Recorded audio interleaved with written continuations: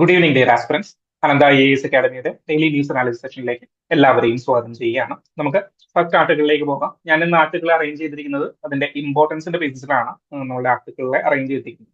So ഇന്ന് text and context സെഷനിലെ how are courts protecting personality rights in India, അതായത് ഇന്ത്യയിൽ പേഴ്സണാലിറ്റി റൈറ്റ് എന്ന് പറയുന്ന റൈറ്റ് എങ്ങനെയാണ് കോടതികൾ പ്രൊട്ടക്ട് ചെയ്യുന്നത് എന്നതാണ് ഞാനിവിടെ എടുത്തിരിക്കുന്ന ഡിസ്കഷൻ.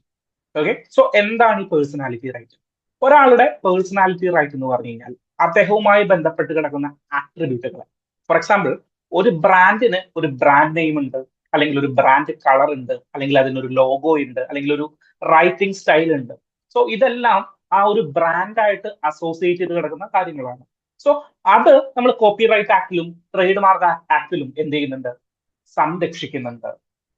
അതേപോലെ ഒരു പേഴ്സണിന്റെ പേഴ്സണാലിറ്റി, അതായത് ഒരു പേഴ്സന്റെ ആട്രിബ്യൂട്ടുമായി ബന്ധപ്പെട്ട് കിടക്കുന്ന എല്ലാ കാര്യങ്ങളെയുമാണ് പേഴ്സണാലിറ്റി റൈറ്റ്. സോ അദ്ദേഹത്തിന് വിൽക്കാൻ പറ്റുന്നത്, ഫോർ എക്സാമ്പിൾ മോഹൻലാലിന് വിൽക്കാൻ പറ്റുന്നത് എന്താണ്? അദ്ദേഹത്തിന്റെ ശബ്ദം, അദ്ദേഹത്തിന്റെ അഭിനയം, അദ്ദേഹത്തിന്റെ നടത്തം, ഇങ്ങനെയുള്ള കാര്യങ്ങളെല്ലാം എന്ത് ചെയ്യാം? പേഴ്സണാലിറ്റി റൈറ്റിൽ ഇൻക്ലൂഡഡ് ആയിരിക്കുന്ന ഒരു കാര്യമാണ്.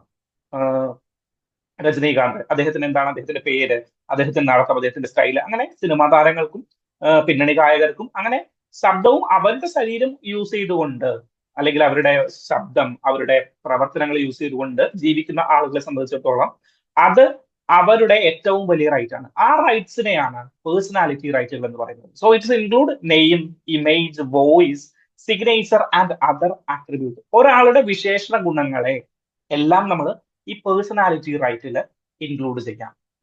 അങ്ങനെയാണെങ്കിൽ പേഴ്സണാലിറ്റി റൈറ്റിനെ എങ്ങനെയാണ് ഇന്ത്യയിൽ പ്രൊട്ടക്ട് ചെയ്യുന്നത്?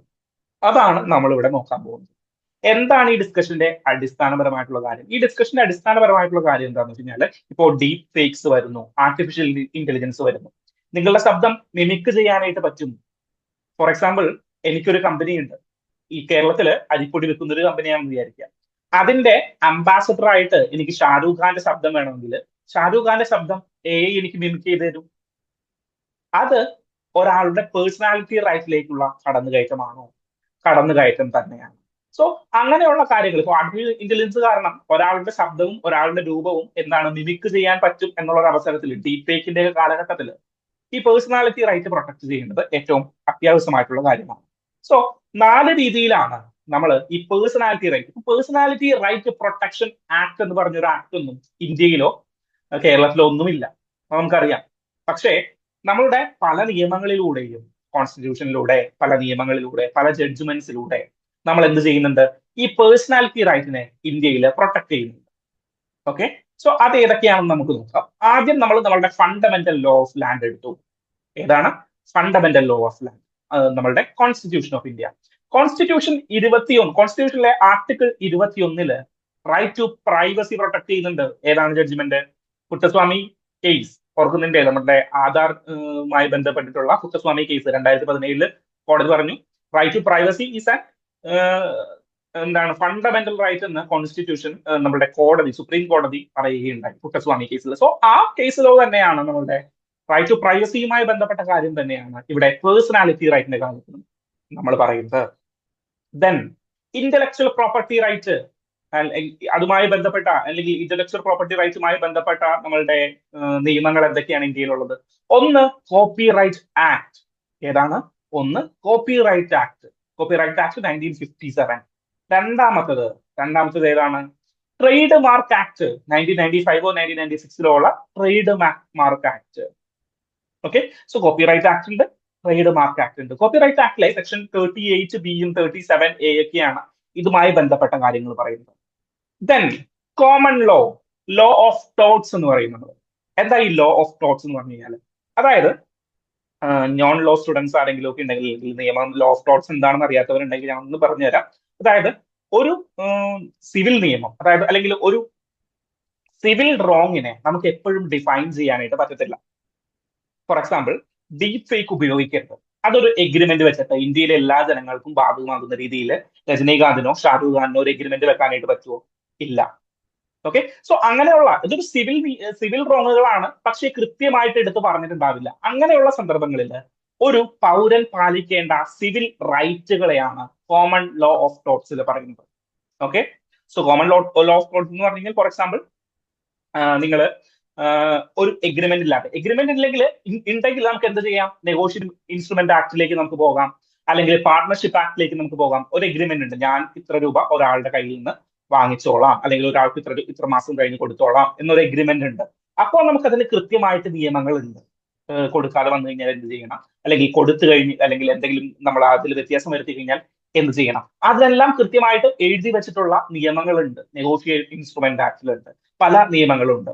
എന്നാൽ ചില സിവിൽ നിയമങ്ങളുമായി ബന്ധപ്പെട്ടിട്ട്, ചില സിവിൽ കാര്യങ്ങളുമായി ബന്ധപ്പെട്ടിട്ട് അങ്ങനെ എല്ലാം എഴുതി വെക്കാൻ പറ്റണം എന്നില്ല, അല്ലെ? സോ എക്സാമ്പിൾ ഞാൻ പറഞ്ഞു, നമ്മളുടെ ഷാരൂഖ് ഖാന് ഇന്ത്യയിലെ എല്ലാ ജനങ്ങളും തന്റെ പേഴ്സണാലിറ്റി റൈറ്റ് പ്രൊട്ടക്ട് ചെയ്യണം എന്ന് പറഞ്ഞിട്ട് എല്ലാവരായിട്ട് എഗ്രിമെന്റ് എഴുതാനായിട്ട് പറ്റില്ല. സോ അങ്ങനെയുള്ള കാര്യങ്ങളിലൊക്കെ എന്ത് ചെയ്യും, ഈ ലോ ഓഫ് ടോർട്സ്, സോ സിവിൽ റൈറ്റുമായി ബന്ധപ്പെട്ട അല്ലെങ്കിൽ സിവിൽ റോങ്ങുമായി ബന്ധപ്പെട്ടിട്ടുള്ള ജനറൽ ലോസിനെയാണ് നമ്മളുടെ ലോ ഓഫ് ടോർട്സ് എന്ന് പറയുന്നത്. സോ ലോ ഓഫ് ടോർട്സിൽ പാസിംഗ് ഓഫ്, അതായത് ചാപ്റ്റർ ആണ്, ചാപ്റ്റർ 27 ഓ സംതിങ്, പാസിംഗ് ഓഫിനെ കുറിച്ചിട്ട് പ്രതിപാദിക്കുന്നുണ്ട്, നമ്മൾ കാണും. ഓക്കെ, സോ നമ്മൾ ആർട്ടിക്കിൾ 21 പറഞ്ഞു, നമ്മൾ ഇന്റലക്ച്വൽ പ്രോപ്പർട്ടി റൈറ്റ്സുമായി ബന്ധപ്പെട്ട രണ്ട് ലോസ് പറഞ്ഞു. ദെൻ ലോ ഓഫ് ടോർട്സ് നമ്മളുടെ കോമൺ ലോയിലുള്ള കാര്യം പറഞ്ഞു. ദെൻ ജുഡീഷ്യൽ പ്രസിഡന്റ്, അതായത് നമ്മളുടെ സുപ്രീം കോടതിയുടെയും ഹൈക്കോടതിയുടെയും വെർഡിക്റ്റുകൾ. ഓക്കെ, സോ ഇതെല്ലാം നമുക്ക് എന്തായിട്ട് യൂസ് ചെയ്യാം, നമ്മളുടെ പേഴ്സണാലിറ്റി റൈറ്റിനെ പ്രൊട്ടക്ട് ചെയ്യുന്ന കാര്യങ്ങളായിട്ട് നമുക്ക് എടുത്തു കാണിക്കാനായിട്ട് പറ്റും. ഓക്കെ, സോ ഞാനിവിടെ പറഞ്ഞു പാസിംഗ് ഓഫ്. പാസിംഗ് ഓഫ് എന്ന് പറഞ്ഞു കഴിഞ്ഞാൽ എന്തിലാണ്, നമ്മളുടെ ലോ ഓഫ് ടോർട്സിൽ പറയുന്ന ഒരു കാര്യമാണ്. If a person disposes of his goods as those of another person, okay, if person disposes of his goods as those of another person without legal justification, there is passing off. So passing off എന്ന് പറഞ്ഞാൽ ഒരാള് മറ്റൊരാളുടെ good dispose ചെയ്യുകയാണ് അനുമതി ഇല്ലാണ്ട് dispose ചെയ്യുന്നതിനെ എന്ത് വിളിക്കും, പാസിംഗ് ഓഫ് എന്ന് വിളിക്കും. സോ എന്റെ ശബ്ദം അല്ലെങ്കിൽ രജനീകാന്തിന്റെ ശബ്ദം, നമ്മൾ സുരേഷ് ഗോപിയുടെ ശബ്ദം എന്ത് ചെയ്യുന്നു, മറ്റൊരാള് അനുമതിയില്ലാതെ ഉപയോഗിക്കുന്നതിനും അദ്ദേഹത്തിന്റെ പിക്ചേഴ്സ് അനുമതിയില്ലാതെ ഉപയോഗിക്കുന്നതിനും ലോ ഓഫ് ടോർട്ടില് പാസിംഗ് ഓഫിന്റെ അണ്ടറിൽ വരും. എന്തിന്റെ അണ്ടറിൽ വരും, പാസിംഗ് ഓഫിന്റെ അണ്ടറിൽ വരും. ഓക്കെ, സോ 4 കാര്യങ്ങൾ മനസ്സിലാക്കുക. ഏതാണ് ആർട്ടിക്കിൾ 21, നമ്മളുടെ 57 ആക്ട് ഉണ്ട്, എന്താണ് copyright act 1957. Then 95 act ഉണ്ട്, ട്രേഡ് മാർക്സ് ആക്ട് 95 ആക്ട് ഉണ്ട്.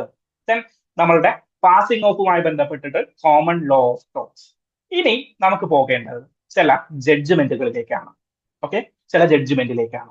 ഏതാണ് ഒന്നാമത്തെ ഇമ്പോർട്ടന്റ് ആയിട്ടുള്ള ജഡ്ജ്മെന്റ്? ഇവിടെ നിങ്ങൾക്ക് പേരുകൾ പഠിക്കാനായിട്ട് കുറച്ച് എളുപ്പമാണ്, ബാക്കിയുള്ള ജഡ്ജ്മെന്റുകൾ നിങ്ങൾ വിട്ടേക്ക്. എല്ലാ ജഡ്ജ്മെന്റുകളൊക്കെ പഠിച്ചിട്ട് നിങ്ങൾ ഇതെല്ലാം ഓർത്തിരിക്കില്ല, പക്ഷേ ഇതൊരു റെഫറൻസ് പോയിന്റ് ആയിട്ട് നിങ്ങൾ വെക്കണം. ഇനി പുതുതായിട്ട് എന്തെങ്കിലും വന്നു കഴിഞ്ഞാൽ നമ്മൾ ആഡ് ചെയ്ത് പോകണം. So first and the most important case is Rajagopal case. Rajagopal case. Rajagopal കേസിന്റെ പ്രധാനമായിട്ട് എന്താ പറഞ്ഞതെന്ന് വെച്ച് കഴിഞ്ഞാല്, അതായത് ഒരാൾക്ക് അയാളുടെ ആത്മകഥ എഴുതുന്ന സമയത്ത് എന്റെ പേര് ആത്മകഥയിൽ പറയാനായിട്ട് പറ്റും, അല്ലെങ്കിൽ എന്നെ ഡിഫൈൻ ചെയ്യാനായിട്ട് പറ്റും ആത്മകഥയിൽ. സോ ഇത് പെർട്ടിക്കുലർലി ഡിഫമേഷനുമായി ബന്ധപ്പെട്ടിട്ടുള്ള ഒരു കേസാണ്. ഓക്കെ, ഡിഫമേഷനുമായി ബന്ധപ്പെട്ടുള്ള കേസ്.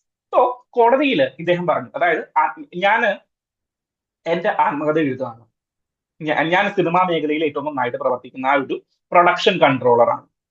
ഓക്കെ, ഈ കേരള അല്ലെങ്കിൽ മലയാളം ഫിലിം ഇൻഡസ്ട്രിയിൽ പ്രവർത്തിക്കുന്ന ഒരു പ്രൊഡക്ഷൻ കൺട്രോളറാണ്. ഞാനൊരു ആത്മകഥ എഴുതുന്ന സമയത്ത് ഞാൻ പറഞ്ഞു, മമ്മൂട്ടി എന്ന് പറയുന്ന ആൾ അല്ലെങ്കിൽ മോഹൻലാൽ എന്ന് പറയുന്ന ആള് ഈ കാണുന്ന പോലെ ഒന്നും അല്ല, അദ്ദേഹത്തിന് അഭിനയിക്കാനൊന്നും അറിയാൻ പാടില്ല, അദ്ദേഹത്തിന്റെ സിനിമയിലുള്ള പ്രവർത്തനം വളരെ തെറ്റാണ്, അല്ലെങ്കിൽ മൂല്യച്യുതികളുള്ള പ്രവർത്തനമാണ് അദ്ദേഹം സിനിമയിൽ നടത്തിക്കൊണ്ടിരിക്കുന്നത് എന്ന് പറഞ്ഞിട്ട് ഞാൻ എന്റെ ആത്മകഥയിൽ എഴുതുകയാണ്.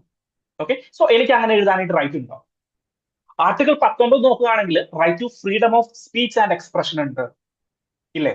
Right to freedom of speech and expression. എന്റെ ആത്മകഥ എനിക്ക് ശരിയാണെന്ന് തോന്നുന്ന കാര്യങ്ങൾ എനിക്ക് എഴുതാം, പക്ഷേ അതൊരു മറ്റൊരാളുടെ പേര്, മോഹൻലാലിന്റെ പേര് അല്ലെങ്കിൽ മമ്മൂട്ടിയുടെ പേര്, അവരുടെ 2 പേരുടെയും പേര് സമൂഹ മധ്യത്തിലേക്ക് വലിച്ചെടുക്കുന്നതിന് തുല്യമല്ലേ? തുല്യമാണ്. സോ അവരുടെ റൈറ്റ്, അവരുടെ പേഴ്സണാലിറ്റി റൈറ്റ് ആണല്ലോ. അപ്പോ മോഹൻലാൽ എന്ന പേര് കേൾക്കുമ്പോഴേക്കും ഞാൻ അതൊന്ന് വലുതാക്കി കൊടുത്തു കഴിഞ്ഞാൽ എന്റെ ബുക്ക് കൂടുതൽ ആളുകൾ ചിലപ്പോൾ വാങ്ങിച്ചേക്കാം. ഓക്കെ, അപ്പോ അതിന്റെ പേഴ്സണാലിറ്റി റൈറ്റിലേക്ക് കടന്നുകയറ്റമാണ്. അങ്ങനെയാണെങ്കിൽ കോടതി പറഞ്ഞു, മക്കളെ നിക്ക് നിങ്ങള്, കാരണം എന്താണ്, പേഴ്സണാലിറ്റി റൈറ്റുകളിലേക്ക് കടന്നു കയറുന്ന നിങ്ങൾക്ക് എഴുതാം, ആർട്ടിക്കിൾ 19 അണ്ടറിൽ നിങ്ങൾക്ക് കൃത്യമായിട്ട് എഴുതാം, പക്ഷേ അത് എപ്പോ വരെയാണ്? നിങ്ങൾ ആ പറഞ്ഞ ഇൻസിഡന്റ് സമൂഹ മധ്യത്തില്, അതായത് സമൂഹ മധ്യത്തില് സിംപ്ലി അവൈലബിൾ ആയിട്ടുള്ള ഒരു കാര്യമാണെങ്കിൽ നിങ്ങൾക്ക് അതിനെ കുറിച്ചിട്ട് കൃത്യമായിട്ട് എഴുതാം. അതായത് ജനറൽ ആയിട്ടുള്ള ഒരു ഫാക്ട് ആണ്, അല്ലെങ്കിൽ നമ്മളുടെ പൊതുമധ്യത്തിൽ ഉള്ള ഒരു കാര്യമാണെങ്കിൽ നിങ്ങൾക്ക് അതിനെക്കുറിച്ച് എഴുതാം. അല്ലാണ്ട് നിങ്ങൾ ഡിഫൈൻ ചെയ്യാനായിട്ട് പാടില്ല. ഓക്കെ, ദെൻ ഇതിനെ കണക്ട് ചെയ്യുന്ന മറ്റൊരു വസ്തുത കൂടിയുണ്ട്. നിങ്ങൾ പലപ്പോഴും കേട്ടിട്ടുണ്ടാവും, നമ്മളുടെ സിവിൽ സർവീസ് മേഖലകളിലുള്ളവർ റിട്ടയർഡ് ആയതിനു ശേഷം ആത്മകഥകൾ എഴുതുന്നു. ഇനി ഞാനൊന്ന് തുറന്നെഴുതാനായിട്ട് പോകുന്നു, പല ആത്മകഥകളും വരുന്നുണ്ട്. ദ ക്രുസൈഡർ ഓർ കോൺസ്പിറേറ്റർ എന്നൊക്കെ പറഞ്ഞിട്ട് ആത്മകഥ വന്നിട്ടുണ്ടായിരുന്നു.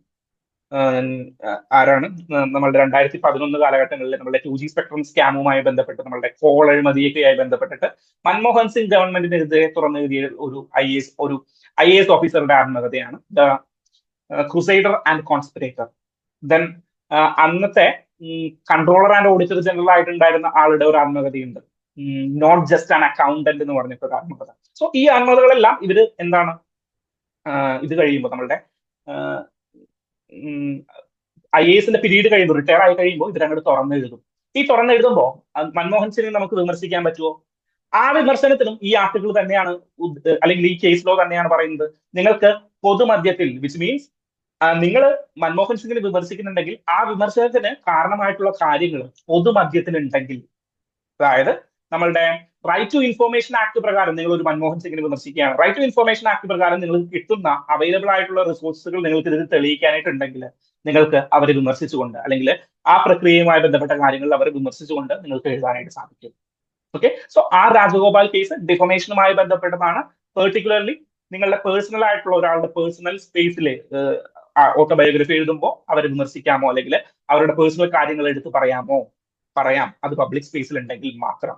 അല്ലാത്ത കാര്യങ്ങളിലൊന്നും, ഒരു കാര്യങ്ങളിലും നിങ്ങൾ അവരുടെ പേര് വലിച്ചിഴച്ചിട്ട് നിങ്ങളുടെ പൈസ ഉണ്ടാക്കി വിൽക്കാൻ നിൽക്കരുത് എന്നുള്ളതാണ് ആർ രാജഗോപാൽ പറയുന്നത്. ദെൻ ഓഫ് കോഴ്സ് രജനീകാന്തിന്റെ കേസ് എന്ന് പറഞ്ഞാൽ അദ്ദേഹത്തിന്റെ നടത്തം, അദ്ദേഹത്തിന്റെ സ്റ്റൈല്, അദ്ദേഹം സംസാരിക്കുന്ന രീതി, ഇതെല്ലാം ഇമിറ്റേറ്റ് ചെയ്യാൻ നോക്കി. സോ അതിനെതിരെ ഒരു കേസ് വന്നു. അനിൽ കപൂറിന്റെ കേസ് ആണെങ്കിലും സെയിം തന്നെയാണ്. ജാക്കി ഷെറോഫിന്റെ കേസ് ആണെങ്കിലും സിമിലർ ആണ്. നമുക്ക് ഇതിനെല്ലാം പ്രധാനപ്പെട്ട ഒരു ആളുണ്ട്, ആരാണ്? ഇളയരാജ. ഇടക്കിടക്ക് കേസുകളിൽ വരും. അദ്ദേഹത്തിന്റെ പാട്ടുകൾ പാടിക്കഴിഞ്ഞു കഴിഞ്ഞാൽ എന്താണ്, അദ്ദേഹത്തിന്റെ പാട്ടുകൾ പാടി കഴിഞ്ഞാൽ ഉടനെ പുള്ളി ഒരു ലോ സ്യൂട്ട് കൊടുക്കും. ദെൻ കുറച്ച് നാൾ മുൻപ് ഒരു കേസ് ഉണ്ടായിരുന്നു, നമ്മളുടെ നയൻതാരയും മറ്റേ നടന്റെ പേരെന്താണ്, ധനുഷും തമ്മിൽ ഒരു കേസ് ഉണ്ടായിരുന്നു. ഏതോ ഒരു ചിത്രത്തിന്റെ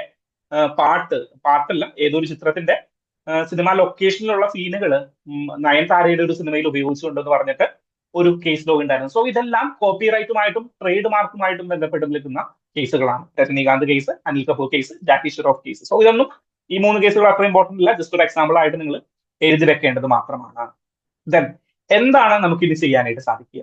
നമുക്ക് ചെയ്യാൻ പറ്റുന്ന കാര്യം എന്താണെന്ന് വെച്ച് കഴിഞ്ഞാൽ, ഈ കോപ്പിറൈറ്റിന്റെയും ട്രേഡ് മാർക്കിന്റെയും എക്സ്റ്റൻഷൻ ഒന്ന് വരുത്തുക. അതായത് കോപ്പിറൈറ്റ് ഇപ്പോൾ 1957 ആക്ട് ആണ്, ഡീപ് ഫേക്ക് ഒക്കെ വരുന്നതിന് മുന്നേ ഉള്ള ഒരു ആക്ട് ആണ്. സോ പേഴ്സണാലിറ്റി റൈറ്റുകൾ പ്രൊട്ടക്ട് ചെയ്യാനായിട്ട് എന്ത് ചെയ്യണം? ഈ കോപ്പിറൈറ്റിനെ കുറച്ചും കൂടി വലുതാക്കണം. ഓക്കെ, സോ ആ ഒരു കാര്യം കൂടി നിങ്ങൾ മനസ്സിൽ ഓർത്തിരിക്കുക. വേറെ കേസ് ലോസ് ഉണ്ട്, അതിന് ഞാൻ പെർട്ടിക്കുലർലി എടുത്ത് പറയാത്തത് അത്ര ഇമ്പോർട്ടന്റ് അല്ല. ഒരു UPSC പെർസ്പെക്റ്റീവിൽ അത്ര ഇമ്പോർട്ടന്റ് അല്ല. നിങ്ങളൊരു വക്കീലായിട്ട് വാദിക്കാൻ പോകുന്നെങ്കിൽ കോപ്പിറൈറ്റുമായി ബന്ധപ്പെട്ട കാര്യങ്ങൾ പറയുന്നുണ്ടെങ്കിൽ അത് അത്ര ഇമ്പോർട്ടന്റ് ആണ്. ഓക്കെ, സോ രാജഗോപാൽ കേസ് ഒന്ന് ഓർത്തിരിക്കുക. ദെൻ ഇവരെ ഒന്ന് കണക്ട് ചെയ്ത് വെക്കുക. ദെൻ ബാക്കിയുള്ള കേസ് ലോസ് നമുക്ക് വരുന്ന കാലഘട്ടങ്ങളിൽ പഠിക്കണം. എങ്ങനെയാണത്? എല്ലാം കൂടി ഒരു ദിവസം പഠിക്കണ്ട, അല്ലെങ്കിൽ പ്രധാനപ്പെട്ട കേസ് ലോസിനെ നമ്മൾ ചുരുക്കി പഠിച്ചാൽ മതി. ഓക്കെ, സോ ഈ രാജഗോപാൽ കേസ് ഒന്ന് പഠിച്ചിട്ട് നിങ്ങൾ അതിന്റെ ഒരു ബേസ് നിലനിർത്തി വെക്കുക. നിങ്ങൾ ഇതിൽ നിന്നൊരു ചോദ്യം വന്നു കഴിഞ്ഞാൽ, മെയിൻസിന് ഒരു ആൻസർ റൈറ്റിംഗ് എഴുതേണ്ട ഒരു ചോദ്യം വന്നു കഴിഞ്ഞാൽ, ഈ 4 ഹെഡുകളിലേക്ക് തിരിക്കുക. ഞാൻ ഹെഡുകളിലേക്ക് തിരിക്കാൻ നിങ്ങളോട് എപ്പോഴും പറയുന്നത് എന്തിനാണെന്ന് അറിയാം? കമ്പാർട്ട്മെന്റലൈസേഷൻ. അതായത് കമ്പാർട്ട്മെന്റലായിട്ട് നിങ്ങൾക്ക് തിരിച്ചു കഴിഞ്ഞാൽ എളുപ്പത്തിൽ പഠിക്കാനായിട്ടും എളുപ്പത്തിൽ ഓർത്തിരിക്കാനായിട്ട് സാധിക്കും. ഓക്കെ, ഞാൻ ഇതിനെക്കുറിച്ച് എങ്ങനെ എഴുതണം എന്ന് എനിക്കൊരു സ്ട്രക്ചർ എന്റെ മനസ്സിലുണ്ടെങ്കിൽ പെട്ടെന്ന് അതിന്റെ ഉള്ളിലേക്ക് പോയിന്റുകൾ ആഡ് ചെയ്യാനായിട്ട് സാധിക്കും. ഓക്കെ, സോ ഈ 4 ഹെഡുകളിലേക്ക് ആർട്ടിക്കിൾ 21, ദെൻ നമ്മളുടെ കോപ്പി റൈറ്റും ട്രേഡ് മാർക്കും ഇന്റലക്ച്വൽ പ്രോപ്പർട്ടി റൈറ്റുമായി ബന്ധപ്പെട്ട കാര്യങ്ങൾ, ലോ ഓഫ് തോട്ട്, ജുഡീഷ്യൽ പ്രിഡിസൻസ്. ഓക്കെ, സോ ആ ഒരു ഡിസ്കഷൻ ക്ലിയർ ആണെന്ന് വിചാരിക്കുന്നു. Then next article is an open editorial, not that much important. അധികം കണ്ടന്റുകളൊന്നുമില്ല. ഒന്നെന്ന് പറയുന്നത് നമ്മളുടെ സോൾട്ട് ക്രൈസിസ് ആണ്. നമ്മൾ high sugar, high fat, high സോൾട്ടിനെ കുറിച്ചിട്ട് നമ്മൾ ഡിസ്കസ് ചെയ്തിട്ടുണ്ടായിരുന്നു. UK ബന്ധപ്പെട്ടുള്ള കോംപ്രഹെൻസീവ് എക്കണോമിക് ട്രേഡ് എഗ്രിമെന്റ് നടത്തി കഴിഞ്ഞപ്പോഴും GSTയുടെ റീഫോമുമായി ബന്ധപ്പെട്ട് രണ്ട് കാര്യങ്ങളിലും പെർസ്പെക്റ്റീവ്. പക്ഷേ ഇവിടെ നമ്മൾ ഊന്നൽ കൊടുക്കാതെ പോയ ഒരു കാര്യം എന്താണെന്ന് വെച്ച് കഴിഞ്ഞാല് നമ്മളുടെ ഷുഗറിന്റെ ഇൻടേക്ക് ആണ്. ഇന്ത്യയില് ആളുകള് ഷുഗർ അല്ല സോൾട്ട് ഇൻടേക്ക് ആണ്. ഇന്ത്യയിലെ ആളുകൾ സോൾട്ട് ഇൻടേക്ക് എടുക്കുന്നത് വളരെ കൂടുതലാണ്. അതായത് നമ്മളുടെ വേൾഡ് ഹെൽത്ത് ഓർഗനൈസേഷന്റെ പ്രിസ്ക്രൈബ്ഡ് ലിമിറ്റ് എത്രയാണ്? അറൌണ്ട് 5 to 7 ഗ്രാംസുകളാണ് നമ്മളുടെ വേൾഡ് ഹെൽത്ത് ഓർഗനൈസേഷന്റെ പ്രിസ്ക്രൈബ്ഡ് ലിമിറ്റ്. പക്ഷേ ഇന്ത്യയിലെ ആളുകൾ അറൌണ്ട് അതിന്റെ ഇരട്ടി, ഏകദേശം 10 മുതൽ 11 ഗ്രാമുകൾ വരെ ഇൻടേക്കുകൾ എടുക്കുന്നുണ്ട്. ഓക്കെ, 5 മുതൽ 6 ഗ്രാം വരെയാണ് നമ്മളുടെ വേൾഡ് ഹെൽത്ത് ഓർഗനൈസേഷന്റെ. സോ അതിന്റെ ഒരു ഡബിൾ ഇൻടേക്ക് ഒരു ദിവസം ആരെടുക്കുന്നുണ്ട്? നമ്മളുടെ ഇന്ത്യയിലെ ജനങ്ങൾ എടുക്കുന്നുണ്ട്. ദെൻ ഇതുകൂടാണ്ട് ഇദ്ദേഹം പറയുന്നുണ്ട് നമ്മളുടെ ഭക്ഷണം ഡൈനിങ് ടേബിളുകളിൽ നമ്മൾ സോൾട്ട് പോർ ചെയ്യുന്നതിന് വേണ്ടിയിട്ട് ഒരു ഡെപ്പിയിലാക്കിയിട്ട് ഇങ്ങനെ കൊണ്ടുവന്ന് വെക്കും. ആവശ്യമുള്ളവർക്ക് സോൾട്ട് കുറവാണെന്ന് തോന്നുകയാണെങ്കിൽ സോൾട്ട് ഇട്ടിട്ട് കഴിക്കാം. ഓക്കെ, സോ സോൾട്ടും ഷുഗറിനെ പോലെ തന്നെ ഹൈ പ്രോബ്ലം ക്രിയേറ്റ് ചെയ്യുന്ന ഒരു സബ്സ്റ്റൻസ് ആണ്. ഇപ്പൊ ഷുഗർ നിങ്ങൾ ഇൻടേക്ക് ചെയ്യരുത്, 10 ഗ്രാമിൽ കൂടുതൽ എടുക്കരുത് എന്ന് പറയുന്നത് പോലെ തന്നെ ഷുഗറും അത്രത്തോളം തന്നെ അപകടകാരിയാണ്. ഷുഗർ എടുക്കുന്ന പോലെ പറയുന്നത് തന്നെ സോൾട്ടും അപകടകാരിയാണ്. ഓക്കെ, സോ ഞാൻ പലപ്പോഴും മാറിപ്പോകുന്നു, ഷുഗർ ആയിട്ടാണ് സോൾട്ടിനെ ഷുഗർ എന്ന് പറയാണ്. കാരണം എന്താണ്? എനിക്ക് ഇതിന്റെ സീരിയസ്നെസ് അറിയാൻ പാടില്ല. മനസ്സിലായോ? ഞാൻ പോലും അത്രയും അവെയർ അല്ല. ഓക്കെ, സോ സോൾട്ട് എടുക്കുന്നത് കൂടുതലാണ്. ഇത് ഹൈപ്പർ ടെൻഷനിലേക്ക് മാറും. സോ നമ്മൾ പപ്പടങ്ങൾ കഴിക്കുന്നു, അച്ചാറുകൾ കഴിക്കുന്നു. നിങ്ങൾ പലപ്പോഴും അറിയാം, ഹൈപ്പർ ടെൻഷൻ ഉള്ള ഒരാളോട് ഡോക്ടർ പറയുന്നത് എന്താണ്? പപ്പടം കഴിക്കരുത്, അച്ചാറ് കഴിക്കരുത്, എണ്ണയിൽ വറുത്ത കാര്യങ്ങൾ അധികം കഴിക്കരുത്, ഉപ്പ് അധികം കുറയ്ക്കാനായിട്ട്, ഉപ്പില്ലാതെ വേവിച്ചത് എന്ത് കൊടുക്കണം? പച്ചക്കറികൾ കഴിക്കാനായിട്ട് ശ്രമിക്കണം എന്നൊക്കെ പറയാറുണ്ട്. ഓക്കെ, സോ ഈ ഹൈപ്പർ ടെൻഷൻ ഇന്ത്യയിൽ കൂടിക്കൊണ്ടിരിക്കുകയാണ്. അതൊരു ഹ്യൂജ് പ്രോബ്ലമാണ്. സോ ഇത് നമുക്ക് എല്ലാവർക്കും അറിയാവുന്ന കാര്യങ്ങളാണ്. ഇതിനെ നമ്മൾ എങ്ങനെ തടയും, അല്ലെങ്കിൽ ഇതിന് നമുക്ക് ചെയ്യാനായിട്ടുള്ള സ്ട്രാറ്റജി എന്താണ്? ഇതാണ് നിങ്ങൾ ഇവിടെ നോക്കേണ്ടത്. ബാക്കി ഉപ്പിന്റെ കഥയൊക്കെ നിങ്ങൾക്ക് എല്ലാവർക്കും അറിയാം, നമ്മളുടെ എല്ലാ വീട്ടുകളിലും ഉള്ള കാര്യമാണ്. നമ്മൾ ഇതിനെ ഒരു സിവിൽ സർവന്റ് എന്നുള്ള രീതിയിൽ നിങ്ങൾ ഇതിനു വേണ്ടിയിട്ട് എന്തൊക്കെ സ്ട്രാറ്റജീസ് ബിൽഡ് ചെയ്യും? ഫസ്റ്റ് വൺ എന്ന് പറയുന്നത് broaden high fat, high sugar, high salt strategy. നമ്മൾ ഷുഗറിന് വേണ്ടിയിട്ടും ഫാറ്റിന് വേണ്ടിയിട്ടും സോൾട്ടിന് വേണ്ടിയിട്ടും സ്ട്രാറ്റജീസ് ബിൽഡ് ചെയ്തിട്ടുണ്ടെങ്കിലും സോൾട്ടിനെ പെർട്ടിക്കുലർലി എടുത്തുകൊണ്ടൊരു ഇംപ്ലിമെന്റേഷൻ ടെക്നോളജി നമ്മൾ കൊണ്ടുവന്നിട്ടില്ല. സോ അത് മാറ്റുക. Then public awareness and behavioural changes. Salt കൂടുതൽ കഴിക്കുക എന്നുള്ളത് സാധാരണ ജനങ്ങൾക്ക് അറിയാത്ത കാര്യങ്ങളാണ്. ചിലര് പിങ്ക് സോൾട്ട് ഒക്കെ പോയി കഴിക്കും. അതായത് നമ്മൾ ഹിമാലയത്തിലേക്കൊക്കെ ട്രാവൽ ചെയ്യുമ്പോൾ അവിടെ വണ്ടികളിൽ ഈ പിങ്ക് സോൾട്ട് എന്ന് പറയുന്ന ഒരു കാര്യമുണ്ട്. സാധാരണ ഉപ്പിനേക്കാളും കൂടുതൽ ഗുണങ്ങൾ കിട്ടുന്നൊക്കെ പറഞ്ഞിട്ട് പിങ്ക് സോൾട്ട് വരെ വാങ്ങിച്ച് കഴിക്കുന്നവരുണ്ട്. അതിലൊന്നും വലിയ കാര്യമൊന്നുമില്ല. ഏത് സോൾട്ട് ആയി കഴിഞ്ഞ് കഴിഞ്ഞാലും അതിൽ ഉള്ളത് സോഡിയവും ക്ലോറൈഡും തന്നെയാണ്. സോ ഇതിന്റെ അളവ് വ്യത്യാസപ്പെടുത്തിയിരിക്കുന്നു എന്ന് പറഞ്ഞിട്ടൊന്നും വലിയ കാര്യമില്ല. നമ്മുടെ സോൾട്ട് ഇൻടേക്ക് കുറയ്ക്കുക എന്നുള്ളതാണ് ഏറ്റവും പ്രധാനപ്പെട്ട കാര്യം. Then early childhood focus. അതായത് ഒരാൾ കൂടുതൽ സോൾട്ട് ഉള്ള ഭക്ഷണം കഴിക്കാനായിട്ട് കാരണം എന്താണ്? അദ്ദേഹത്തിന്റെ ടേസ്റ്റ് ബഡുകൾ ഈ സോൾട്ടുമായിട്ട് അക്ലമറ്റൈസ് ആയി എന്നതുകൊണ്ടാണ്. ഓക്കെ, സോൾട്ട് കൂടുതലുള്ള ഭക്ഷണം കഴിക്കുന്നത് ഞാൻ സോൾട്ടുമായിട്ട് അക്ലമറ്റൈസ് ആയി, എന്റെ നാവിന്റെ രുചിമകുളങ്ങള് സോൾട്ടുമായിട്ട് അക്ലമറ്റൈസ് ആയി. സോ അത് കുറയ്ക്കണമെങ്കിൽ നമ്മൾ എന്ത് ചെയ്യണം? ഏർലി ചൈൽഡ്ഹുഡിൽ തന്നെ ചെറിയ സോൾട്ട് കുറഞ്ഞിട്ടുള്ള കാര്യങ്ങൾ കൊടുത്ത് വളർത്തണം. എന്നാൽ മാത്രമേ അത് നമുക്ക് ഇംപ്രൂവ് ചെയ്യാനായിട്ട് സാധിക്കുകയുള്ളൂ. Then government food programs, government ഫുഡുകൾ കൊടുക്കുന്നുണ്ട്, മിഡ് ഡേ മീൽ സ്കീമുകൾ കൊടുക്കുന്നുണ്ട്, ദെൻ ന്യൂട്രീഷൻസ് കൊടുക്കുന്നുണ്ട്, നമ്മുടെ അംഗനവാടീസിൽ കൊടുക്കുന്നുണ്ട്, നമ്മുടെ സ്കൂളുകളിൽ കൊടുക്കുന്നുണ്ട്. ഡിഫറെന്റ് കാര്യങ്ങളിൽ ഡയറക്റ്റ് ആര് കൊടുക്കുന്നുണ്ട്? ഗവൺമെന്റ് കൊടുക്കുന്നുണ്ട്. കേരള ഗവൺമെന്റ് കോവിഡ് സമയത്ത് എന്ത് തന്നു? കിറ്റ് തന്നു. അതിൽ എന്തുണ്ടായിരുന്നു? പപ്പടം ഉണ്ടായിരുന്നു, ഉപ്പുണ്ടായിരുന്നു. So high fat, high sugar, high salt strategy follow ചെയ്യുന്ന ഒരു സർക്കാർ ആയിരുന്നെങ്കിൽ എന്ത് ചെയ്യും? അതിൽ ഉപ്പിന്റെ അളവ് 1/2 കിലോഗ്രാമിൽ നിന്ന് 1/4 കിലോഗ്രാം ആയിട്ട് കുറയ്ക്കും. മനസ്സിലായോ? അധികം ആളുകൾ ഉപ്പ് കഴിക്കരുത്, ഹൈപ്പർ ടെൻഷൻ കൂടും എന്നുള്ളൊരു വിഷൻ ഉള്ള ഗവൺമെന്റ്. സോ നിങ്ങൾ അഗ്രികൾച്ചറിന്റെ അണ്ടർ സെക്രട്ടറി ആയിട്ട് ഇരിക്കുമ്പോൾ നിങ്ങൾ high fat, high sugar, high salt strategy implement ചെയ്യണം. അതിന് വേണ്ടിയിട്ടാണ് നമ്മൾ മെയിൻസ് എക്സാമിനുകളിൽ ഇങ്ങനെയുള്ള ചോദ്യമൊക്കെ ഇടുന്നത്. മനസ്സിലായോ? സോ ഗവൺമെന്റിന്റെ ഫുഡ് പ്രോഗ്രാംസുകളിൽ നമ്മൾ എന്ത് ചെയ്യണം? ഇത് റെഡ്യൂസ് ചെയ്യാനുള്ള സ്ട്രാറ്റജീസ് നമ്മൾ ഇംപ്ലിമെന്റ് ചെയ്യണം. Okay. Then regulation of food industry നടക്കാത്ത കാര്യമാണ് റെഗുലേഷൻ. ഷുഗറിന്റെ കാര്യത്തിൽ നടന്നിട്ടില്ല. അതായത് നമ്മൾ ലേബൽ ചെയ്യണം, ഫ്രണ്ടിൽ തന്നെ ലേബൽ ചെയ്യണം, പാക്കറ്റിന്റെ കളർ അല്ല, 5 സ്റ്റാർ റേറ്റിംഗ് അല്ല, ഫ്രണ്ടിൽ തന്നെ എടുത്തു കാണണം എന്നുള്ള രീതിയിൽ നടത്തണം എന്ന് ഷുഗറിന്റെ കാര്യത്തിൽ പറഞ്ഞിട്ട് ഇതുവരെ നടന്നിട്ടില്ല. എന്നാലും നമ്മൾ മെയിൻസ് ആൻസർ റൈറ്റിംഗ് എഴുതുമ്പോൾ എന്ത് ചെയ്യണം? Regulation of food industries by labelling the sugar content and salt content എന്ന് പറഞ്ഞ് തട്ടി വിട്ടേക്കണം. എക്സാമ്പിൾ എവിടെയാണ്? Singapore, then Chile. സിംഗപ്പൂരിൽ എങ്ങനെയാണ്? 10 ഗ്രാമിൽ കൂടുതലാണ് നിങ്ങളുടെ ഷുഗർ കണ്ടന്റ് എങ്കിൽ നിങ്ങൾക്ക് അഡ്വർടൈസ് ചെയ്യാൻ പാടില്ല.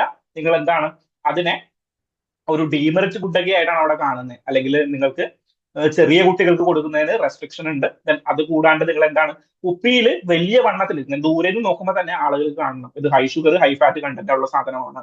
സോ അതുപോലെ ഇന്ത്യയിലെ ലേബലിംഗ് സിസ്റ്റം കൊണ്ടുവരണം.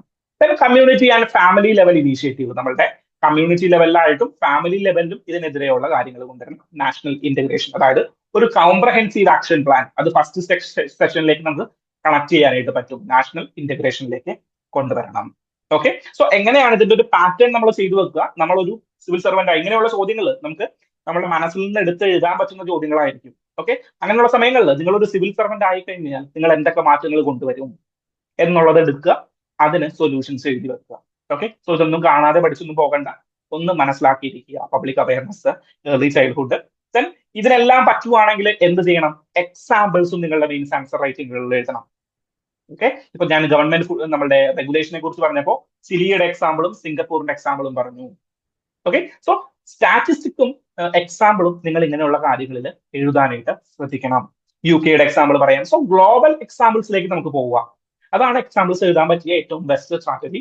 ദെൻ ഏതെങ്കിലും നല്ല റിപ്പോർട്ടുകൾ ഉണ്ടെങ്കിൽ, ഓക്കെ, സോ യൂണിസെഫിന്റെ റിപ്പോർട്ടുകളോ അല്ലെങ്കിൽ നമ്മുടെ വേൾഡ് ബാങ്കിന്റെ റിപ്പോർട്ടുകളോ അങ്ങനെ നല്ല റിപ്പോർട്ടുകൾ, പ്രമുഖമായിട്ടുള്ള റിപ്പോർട്ടുകൾ ഉണ്ടെങ്കിൽ അതും കൂടി ഒന്ന് നിങ്ങൾക്ക് എക്സാമ്പിൾ ആയിട്ട് കോട്ട് ചെയ്യാൻ പറ്റി കഴിഞ്ഞാൽ നല്ലതായിരിക്കും. So high sugar high fat കണ്ടന്റുമായി ബന്ധപ്പെട്ട കാര്യങ്ങൾ, ഹൈ സോൾട്ടുമായി ബന്ധപ്പെട്ട കാര്യങ്ങൾ നമ്മൾ പഠിച്ചു. Then flood proofing urban India. Urban ഇന്ത്യയിൽ ഇപ്പൊ മഴയോട് മഴയാണ്.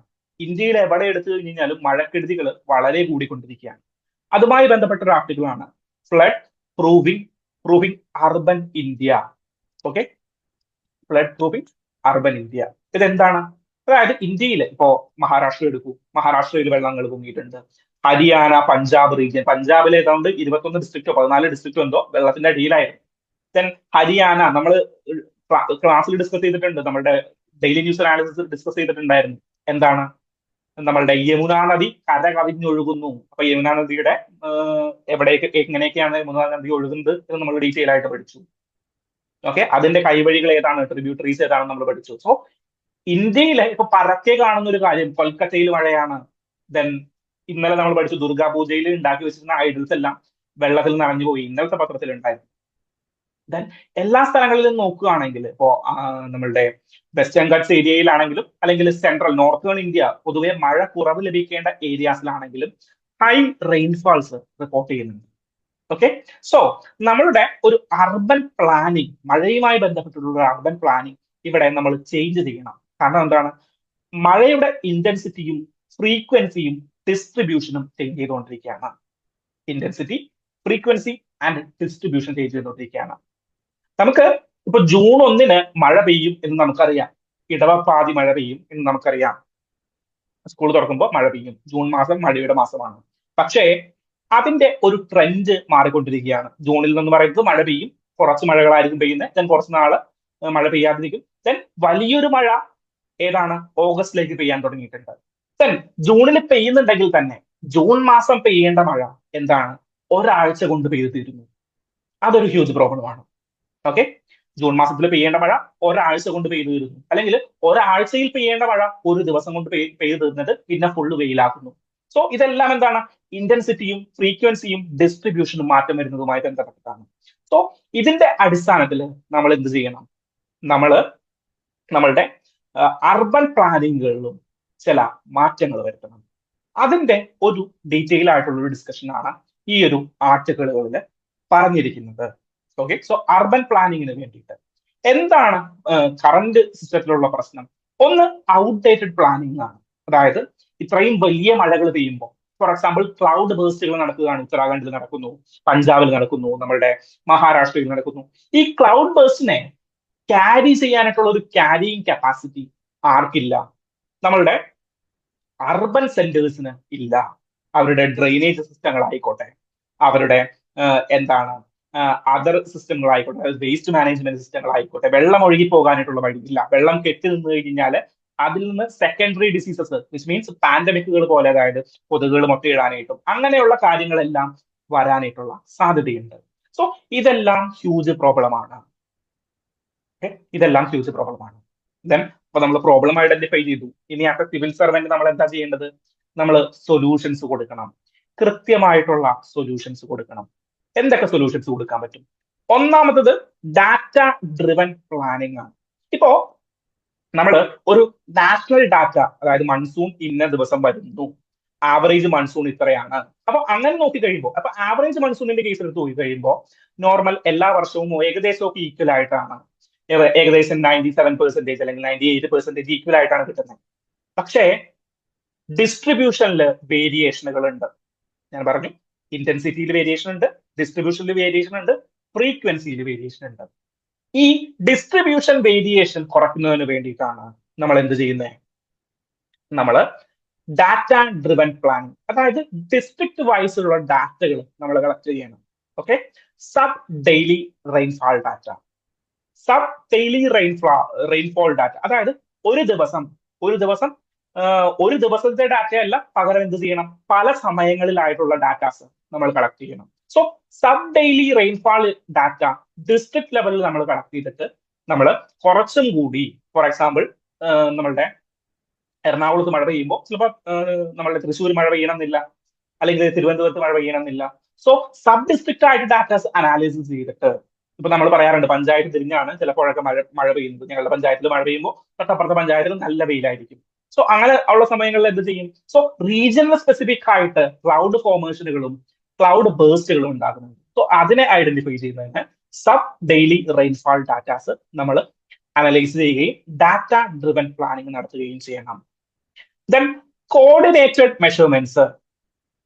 എന്താണ് കോർഡിനേഷൻ മെയിൻ്റനൻസ്? അതായത് നമ്മളുടെ വെള്ളം വന്നു കഴിഞ്ഞാൽ, ഇപ്പൊ ഒരു ക്ലൗഡ് ബേഴ്സ്റ്റ് വന്നു കഴിഞ്ഞാൽ അതിനെ ഉൾക്കൊള്ളാനായിട്ടുള്ള കപ്പാസിറ്റി ആർക്കുണ്ടോ?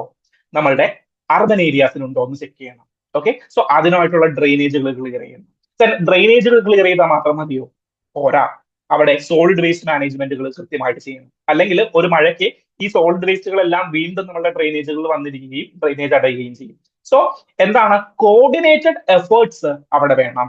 മുനിസിപ്പൽ കോർപ്പറേഷന്റെ ആയിക്കഴിഞ്ഞാലും സ്റ്റേറ്റ് മെക്കാനിസത്തിന്റെ ആയിക്കഴിഞ്ഞാലും പഞ്ചായത്ത് രാജ് ഇൻസ്റ്റിറ്റ്യൂഷൻസിന്റെ ആയിക്കഴിഞ്ഞാലും ഒരു കോർഡിനേറ്റഡ് മെഷേഴ്സ് ഇവിടെ വേണം. സാനിറ്റേഷന് വേണ്ടിയിട്ട്, പ്ലാനിങ്ങുകൾക്ക് വേണ്ടിയിട്ട്, എഞ്ചിനീയറിംഗ്, അതായത് ഇതിന്റെ ഇൻഫ്രാസ്ട്രക്ചറൽ എഞ്ചിനീയറിംഗിനൊക്കെ വേണ്ടിയിട്ട് നമ്മൾ ഒരു കോർഡിനേറ്റഡ് എഫേർട്സ് വേണം. ദെൻ മൂന്നാമത്തെ കാര്യം എന്ന് പറഞ്ഞു കഴിഞ്ഞാൽ എന്താണ്? IDFുമായി ബന്ധപ്പെട്ട കാര്യമാണ്. സോ നമ്മൾ എന്താണ് റെഗുലർ ഇൻഫ്രാസ്ട്രക്ചറുകൾ അപ്ഡേറ്റുകൾ കൊടുക്കണം. റെഗുലർ ഇൻഫ്രാസ്ട്രക്ചറൽ അപ്ഡേറ്റ് എന്ന് പറഞ്ഞു കഴിഞ്ഞാൽ നമ്മളുടെ ഇന്റൻസിറ്റി, ഡിസ്ട്രിബ്യൂഷൻ, ഫ്രീക്വൻസി, ഇതുമായി ബന്ധപ്പെട്ടിട്ടുള്ള അപ്ഡേറ്റുകൾ എടുക്കണം. എന്നാൽ മാത്രമേ നമുക്കത് കൃത്യമായിട്ട് പ്ലാൻ ചെയ്യാനായിട്ട് പറ്റുകയുള്ളൂ. ഇവിടെ ഒരു എക്സാമ്പിൾ പറയുന്നുണ്ട്. നമ്മളുടെ മഹാരാഷ്ട്രയിൽ തന്നെ ഒരു മുനിസിപ്പൽ കോർപ്പറേഷൻ അവർ പറഞ്ഞു, എന്താണ്, ഞങ്ങള് 120 മില്ലിമീറ്റർ മഴ ഹോൾഡ് ചെയ്യാനായിട്ടുള്ള ഡ്രെയിനേജുകളാണ് ക്രിയേറ്റ് ചെയ്യുന്നത്. അതായത് 120 മില്ലിമീറ്റർ മഴ പെയ്തു കഴിഞ്ഞു കഴിഞ്ഞാലും ഞങ്ങളുടെ ഡ്രെയിനേജുകൾക്ക് അത് വഹിച്ചുകൊണ്ട്, വെള്ളപ്പൊക്കമോ അല്ലെങ്കിൽ വെള്ളക്കെട്ടുകളോ ഇല്ലാതെ കൃത്യമായിട്ട് അത് ചാനലൈസ് ചെയ്ത് വഹിച്ചുകൊണ്ട് പോകാനായിട്ടുള്ള ഹെൽപ്പുള്ള ഡ്രെയിനേജസ് ആണ് ക്രിയേറ്റ് ചെയ്യുന്നത്. സോ അങ്ങനെയുള്ള ഇൻഫ്രാസ്ട്രക്ചറുകൾ ക്രിയേറ്റ് ചെയ്യണമെങ്കിൽ എത്ര ഫ്രീക്വൻസിയിലാണ് മഴ പെയ്യുന്നത്, ദെൻ എത്ര ഏരിയാസിലാണ് ഇത് ഡിസ്ട്രിബ്യൂട്ട് ചെയ്യുന്നത്, ഇന്റൻസിറ്റി എത്രയാണ്, ഇതെല്ലാം ഐഡന്റിഫൈ ചെയ്യാനായിട്ട് നമുക്ക് പറ്റണം. ഓക്കെ, സോ ഇവിടെ എനിക്ക് ഒരു കാര്യം കൂടി നിങ്ങളോട് പറയാനായിട്ടുണ്ട്, which is the concept of sponge cities. Sponge cities എന്ന് പറഞ്ഞു കഴിഞ്ഞാൽ it's a type of cities, urban cities ആണ്. മഴ പെയ്ത് കഴിയുമ്പോൾ അത് സ്പോഞ്ച് പോലെ വെള്ളം വലിച്ചെടുക്കാനായിട്ട് ഹെൽപ്പുള്ള സിറ്റീസിനെയാണ് നമ്മൾ സ്പോഞ്ച് സിറ്റീസ് എന്ന് പറയുന്നത്. ഓക്കെ. ചൈനയിലെ ചില നഗരങ്ങളാണ് ഇതിന് എക്സാമ്പിൾ ആയിട്ട് നമ്മൾ ചൂസ് ചെയ്തുകൊണ്ടിരിക്കുന്നത്. കുറച്ച് നാൾ മുമ്പ് നമ്മുടെ ബാംഗ്ലൂർ സിറ്റിയിൽ മഴ പെയ്തിട്ട് വലിയ വെള്ളപ്പൊക്കം ഉണ്ടായല്ലോ. ആ സമയത്ത് ഡിസ്കഷനിൽ ഉണ്ടായിരുന്ന ഒരു ടോപ്പിക്കാണ് ഈ സ്പോഞ്ച് സിറ്റീസ്. സോ നിങ്ങൾ ഒന്ന് ഡീറ്റെയിൽ ആയിട്ട് അല്ലെങ്കിൽ സമയം കിട്ടുമ്പോൾ ജസ്റ്റ് ഒന്ന് ഗൂഗിളിൽ അടിച്ചു നോക്കുക, സ്പോഞ്ച് സിറ്റീസ് എക്സാമ്പിൾസ് ഒക്കെ പറഞ്ഞിട്ട് ഒന്ന് അടിച്ചു നോക്കുക. അതൊന്ന് ഇൻഫോർമേഷൻ ആയിട്ട് തലയിൽ ഇങ്ങനെ വെച്ചേക്കുക. സോ സ്പോഞ്ച് സിറ്റീസ് എന്ന് പറഞ്ഞാൽ എന്താണ്? വെള്ളം വീണ് കഴിഞ്ഞ് കഴിഞ്ഞാൽ അതൊരു അർബൻ പ്ലാനിംഗ് ആണ്, മോഡേൺ അർബൻ പ്ലാനിംഗ് ആണ്. സോ മഴ പെയ്തു കഴിഞ്ഞ് കഴിഞ്ഞാൽ ഓട്ടോമാറ്റിക്കലി സ്പോഞ്ച് പോലെ വലിച്ചെടുത്തിട്ട് നമ്മുടെ വെള്ളക്കെട്ടുകളും വെള്ളം ഡിസ്പേഴ്സ് ചെയ്യാനായിട്ടുള്ള മെക്കാനിസത്തെയാണ്, ന്യൂ മോഡേൺ മെക്കാനിസത്തിനെയാണ് സ്പോഞ്ച് സിറ്റീസ് എന്ന് പറയുന്നത്. സോ ഈ സ്പോഞ്ച് സിറ്റീസ് ഒക്കെ നമ്മൾ ഇൻട്രൊഡ്യൂസ് ചെയ്യണം അല്ലെങ്കിൽ ഇംപ്ലിമെന്റ് ചെയ്യണമെങ്കിൽ നമുക്ക് എന്ത് വേണം? ഇൻഫ്രാസ്ട്രക്ചറൽ അപ്ഡേറ്റ്സ് വേണം. അതായത് ഫ്രീക്വൻസി എത്രയാണ്, മഴയുടെ ഫ്രീക്വൻസി എത്രയാണ്, ഇന്റൻസിറ്റി എത്രയാണ്, അല്ലെങ്കിൽ ഡിസ്ട്രിബ്യൂഷൻ എത്രയാണ്, ഇതിന്റെ എല്ലാത്തിന്റെയും കണക്ക് നമ്മളുടെ കയ്യിലുണ്ടായിരിക്കും. ഓക്കെ. സോ ആ 3 ആക്ഷൻ പ്ലാനുകളാണ് നമ്മളിവിടെ പറഞ്ഞിരിക്കുന്നത്. സോ ഇത് പെർട്ടിക്കുലർലി എന്താണ്? ഗവൺമെന്റിന് കൊടുക്കാനായിട്ടുള്ള ആക്ഷൻ പ്ലാനുകളാണ്, അല്ലാണ്ട് നാഷണൽ ഡിസാസ്റ്റർ റെസ്പോൺസ് ടീമിന് കൊടുക്കാനായിട്ടുള്ള ആക്ഷൻ പ്ലാൻ അല്ല. അറിയാലോ, ഗവൺമെന്റ് നിങ്ങളൊരു പോളിസി ബിൽഡ് ചെയ്യുമ്പോൾ എന്ത് ചെയ്യണം? സയന്റിഫിക് ആയിട്ടുള്ള പോളിസീസ് ബിൽഡ് ചെയ്യണം, ഡാറ്റ ഡ്രിവൺ ആയിട്ടുള്ള, ദെൻ കോർഡിനേറ്റഡ് എഫേർട്സുകൾ മേക്ക് ചെയ്യുന്ന, ദെൻ എന്താണ് IDF മെത്തോഡോളജി ഫോളോ ചെയ്യുന്ന പോളിസീസ് നിങ്ങൾ ബിൽഡ് ചെയ്യണം. സോ ഇതാണ് മറ്റൊരു ഡിസ്കഷൻ. കഴിഞ്ഞ ദിവസങ്ങളിൽ വാർത്തയിൽ ഉണ്ടായിരുന്നതാണ്, കഴിഞ്ഞ ഒരു വീക്കിൽ വാർത്തയിൽ ഉണ്ടായിരുന്ന, നമ്മൾ ഡിസ്കസ് ചെയ്യാൻ വിട്ടുപോയ ഒരു കാര്യമാണ് ഇന്നൊവേഷൻ ഇൻഡെക്സ്. ഇന്നൊവേഷൻ ഇൻഡെക്സ് എന്ന് പറയുന്ന ഒരു ഇൻഡെക്സ് ഉണ്ട്.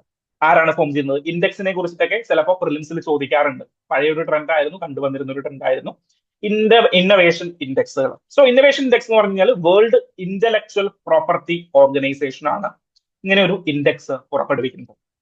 ഓക്കെ. നമ്മളുടെ എന്താണ്, നമ്മളുടെ ഒരു ക്വസ്റ്റ്യൻ പണ്ട് ചോദിച്ചിട്ടുണ്ടായിരുന്നു, നമ്മളുടെ പ്രസ് ഫ്രീഡം ഇൻഡെക്സുമായി ബന്ധപ്പെട്ട്. പ്രസ് ഫ്രീഡം ഇൻഡെക്സ് ആരാണ് ഫോം ചെയ്യുന്നത്? ഏതൊരു ഇന്റർവ്യൂവിലും, മോക്ക് ഇന്റർവ്യൂവിലും ആരോട് ചോദിക്കുന്നത് ഞാൻ ഈ അടുത്ത് കണ്ടായിരുന്നു. Okay. So press freedom index ആരാണ് ഇൻട്രൊഡ്യൂസ് ചെയ്തിരിക്കുന്നത്? റിപ്പോർട്ടേഴ്സ് വിത്തൗട്ട് ബോർഡേഴ്സ് എന്ന് പറയുന്ന ഒരു സംഘടനയാണ്, ഒരു ഇൻഡിപെൻഡന്റ് സംഘടനയാണ് പ്രസ് ഫ്രീഡം ഇൻഡെക്സ് ഇൻട്രൊഡ്യൂസ് ചെയ്തിരിക്കുന്നത്. അതുപോലെ തന്നെ ഇന്നൊവേഷൻ ഇൻഡെക്സ് എന്ന് പറയുന്ന ഒരു ഇൻഡെക്സ് ആരാണ് ഫോം ചെയ്തിരിക്കുന്നത്? വേൾഡ് ഇന്റലക്ച്വൽ പ്രോപ്പർട്ടി ഓർഗനൈസേഷൻ ആണ്. ഓക്കെ. ഇന്ത്യ അതിൽ 38th റാങ്ക് ഈ വർഷം ഇന്ത്യക്ക് കിട്ടിയിരിക്കുകയാണ്. 2015 ഏകദേശം എത്രയായിരുന്നു? 85 ഇന്ത്യയുടെ റാങ്ക്. 10 വർഷം കഴിഞ്ഞപ്പോൾ അത് 38ലേക്ക് ഇന്ത്യക്ക് കുതിച്ചു വരാനായിട്ട് സാധിച്ചു. ഓക്കെ. അത് നമ്മളുടെ ഒരു ഇന്നൊവേഷൻ ജേണിയുടെ ഒരു ഒരു ബെസ്റ്റ് എക്സാമ്പിൾ ആയിട്ട് നമുക്ക് എഴുതാനായിട്ട് പറ്റും. സോ ഇന്നോവേഷനെ കുറിച്ചിട്ട് അല്ലെങ്കിൽ എന്റർപ്രണർഷിപ്പിനെ കുറിച്ചിട്ടൊക്കെ നമ്മുടെ മെയിൻസിൽ ഒരു ചോദ്യം ചോദിച്ചു കഴിഞ്ഞാൽ ഓട്ടോമാറ്റിക്കലി അടിച്ചോളാം, ഇന്നോവേഷൻ ഇൻഡെക്സിൽ 38th പൊസിഷനിൽ നിൽക്കുന്ന ഇന്ത്യ വെൻ കമ്പയർ ടു 2015 നമ്മൾ 85th റാങ്കിൽ നിന്ന് 38th റാങ്കിലേക്ക് കുതിച്ചു. ദെൻ ആ വേൾഡിലെ ബെസ്റ്റ് എക്കോണമീസ്, അതായത് വേൾഡിലെ ബെസ്റ്റ് എക്കോണമീസ് ആര് റാങ്ക് ചെയ്തു? ഇന്നോവേഷൻ ഇൻഡെക്സിൽ റാങ്ക് ചെയ്തു. അതിൽ ആദ്യ 10ൽ ആരുണ്ട്? ഇന്ത്യ ഉണ്ട്. 10ാമത്തെ റാങ്കാണ്. ആദ്യ 10ൽ ഇന്ത്യ ഉണ്ട്. ആദ്യ 5 റാങ്കുകളിൽ 5ാമത്തെ റാങ്ക് നമ്മളുടെ ചൈനയ്ക്ക് ഉണ്ട് കേട്ടോ. അപ്പൊ ചൈന ഹ്യൂജ് ഇന്നോവേഷൻസ് എന്തിൽ? എന്റർപ്രണർഷിപ്പ് മേഖലയിലും റിസർച്ച് ആൻഡ് ടെക്നോളജി മേഖലയിലും ഹ്യൂജ് നടത്തിക്കൊണ്ടിരിക്കുന്ന ഒരു കൺട്രിയാണ് ചൈന. അപ്പൊ ചൈനയെ വെട്ടിക്കുക എന്നുള്ളതാണ് നമ്മുടെ ഏറ്റവും ലക്ഷ്യം. ചൈനയെ വെട്ടിക്കാൻ പറ്റിയില്ലെങ്കിലും അതിനോടൊപ്പം എത്തുന്ന രീതിയിലെങ്കിലും നമുക്ക് പ്രൊഡ്യൂസ് ചെയ്യണം. കാരണം എന്താണ്? നമുക്കിപ്പോ യൂത്ത് കൂടുതലാണ്. എല്ലാവരും എന്തിന്റെ തിരക്കിലാണ്? UPSC പഠിക്കുന്നതിന്റെ ആണോ? അല്ല, ഡെമോഗ്രഫിക് ഡിവിഡന്റ് വാങ്ങിക്കുന്നതിന്റെ തിരക്കിലാണ്. ഡെമോഗ്രഫിക് ഡിവിഡന്റ് എവിടെ നിന്നാണ് നമുക്ക് വാങ്ങിക്കാൻ കിട്ടുന്നത്? അതായത് പോപ്പുലേഷൻ കൂടിക്കഴിഞ്ഞാൽ, യങ് പോപ്പുലേഷൻ കൂടിക്കഴിഞ്ഞാൽ ഒരു കൺട്രിക്ക് കിട്ടുന്ന ഡിവിഡന്റ് ആണ് എന്ത്? Demographic dividend. ഓക്കെ. നമ്മളുടെ സ്റ്റോക്ക് മാർക്കറ്റിൽ പോയിട്ട് ഒരു 1/2 കിലോ ഡെമോഗ്രഫിക് ഡിവിഡന്റ് തരുമോ എന്ന് പറഞ്ഞു കഴിഞ്ഞാൽ അവർ തരുമോ? ഇല്ല. അത് അങ്ങനെ കിട്ടുന്ന ഡിവിഡന്റ് അല്ല. എന്താണ്? പോപ്പുലേഷൻ കൂടിക്കഴിഞ്ഞാൽ നമുക്ക് നമ്മളുടെ കൺട്രിക്ക് കിട്ടുന്ന ഒരു സോഷ്യൽ ഡിവിഡന്റ് ആണ് എന്ത്? Demographic advantage or demographic dividend. Okay. So അതിൽ തിരക്കിൽ നിൽക്കുമ്പോൾ നമ്മൾ ഇന്നോവേഷൻസ് ഈ 38th റാങ്കിലൊന്നും പോരാ, നമ്മളുടെ ഒരു 25th റാങ്കിലേക്കെങ്കിലും നമ്മൾ എത്തില്ല, അല്ലെങ്കിൽ ആദ്യ 25-നുള്ളിൽ നമ്മൾ എത്തിയിരിക്കണം. എക്കോണമിയുടെ കാര്യത്തിലാണെങ്കിലും ആദ്യ 5കളിൽ നമ്മൾ എത്തിയിരിക്കണം. എക്കോണമിയുടെ കാര്യത്തിൽ എന്ന് പറയുമ്പോൾ നമ്മൾ GDP-യുടെ കാര്യത്തിലാണെങ്കിൽ നമ്മൾ 4ാം റാങ്കിലേക്ക് എത്തിയിട്ടുണ്ട്. 3ാമത്തെ റാങ്കിലേക്ക് ഉടനെ നമ്മൾ എത്തും. പക്ഷേ ഇന്നോവേഷൻ റിലേറ്റഡ് ആയിട്ട് നമ്മളുടെ ഇന്നോവേഷൻ ഇൻഡെക്സ് നോക്കുമ്പോൾ GDP മാത്രമല്ല നോക്കുന്നത്, എന്റർപ്രണർഷിപ്പിന് വർക്ക് ചെയ്യാനായിട്ടുള്ള തലങ്ങളുണ്ടോ, എന്റർപ്രണർഷിപ്പ് ക്വാളിറ്റി എങ്ങനെയുണ്ട്, ഇതുമായി ബന്ധപ്പെട്ടിട്ടുള്ള ലോസ്, അങ്ങനെയുള്ള എല്ലാ കാര്യങ്ങളും നമ്മുടെ ഇന്നോവേഷൻ ഇൻഡെക്സുമായി ബന്ധപ്പെട്ടിട്ട് അവർ റിസർച്ച് ചെയ്യും. ഓക്കെ. സോ അങ്ങനെ എക്കോണമീസിനെ റാങ്ക് ചെയ്ത് കഴിഞ്ഞപ്പോൾ നമ്മുടെ സ്ഥാനം എത്രയാണ്? 10ാമത്തെ സ്ഥാനമാണ്. സോ ഇതെല്ലാം ഒന്ന് മനസ്സിലാക്കിയിരിക്കുക. ദെൻ ദ നെക്സ്റ്റ് ആർട്ടിക്കിൾ നമ്മളുടെ PIB-യിൽ വന്നിരിക്കുന്ന പ്രസ് ഇൻഫർമേഷൻ ബ്യൂറോ ഓഫ് ഇന്ത്യയിൽ വന്നിരിക്കുന്ന കഴിഞ്ഞ ദിവസം വന്ന ഒരു വാർത്തയാണ്. എന്താണ്? മൊറോക്കോയിൽ ഇന്ത്യ ആദ്യമായിട്ട് ഒരു പ്ലാന്റ് സ്ഥാപിച്ചു. എന്തിനു വേണ്ടിയിട്ട്? Defence manufacturing facility.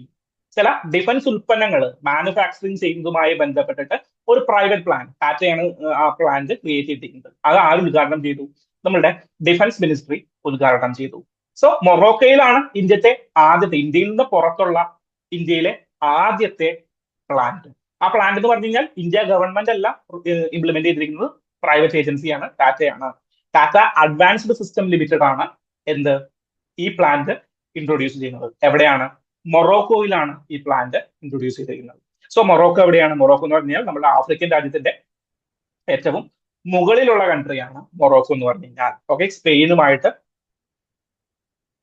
അടുത്ത് കിടക്കുന്ന, സ്പെയിനുമായിട്ട്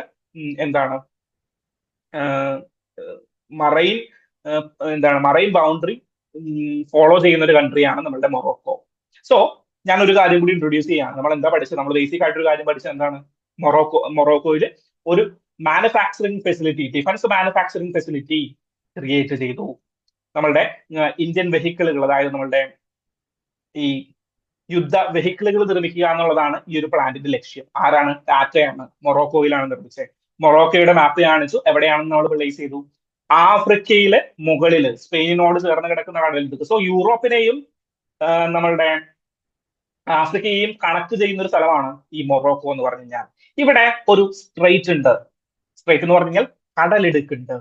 ഏതാണ് ആ കടൽ? ആർക്കെങ്കിലും അറിയാവോ? കടലിടുക്കിന്റെ പേര് സ്ട്രൈറ്റ് ഓഫ് ഗിബ്രാൾട്ടർ. ഏതാണ്? Strait of Gibraltar. Very very very important.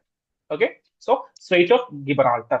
നമ്മൾ 3 സ്ട്രൈറ്റുകൾ ഇതുമായി ബന്ധപ്പെട്ടിട്ട്, അല്ലെങ്കിൽ നമ്മളെ വേൾഡ് മാപ്പുമായി ബന്ധപ്പെട്ട് പഠിച്ചു. ഏതാണ്?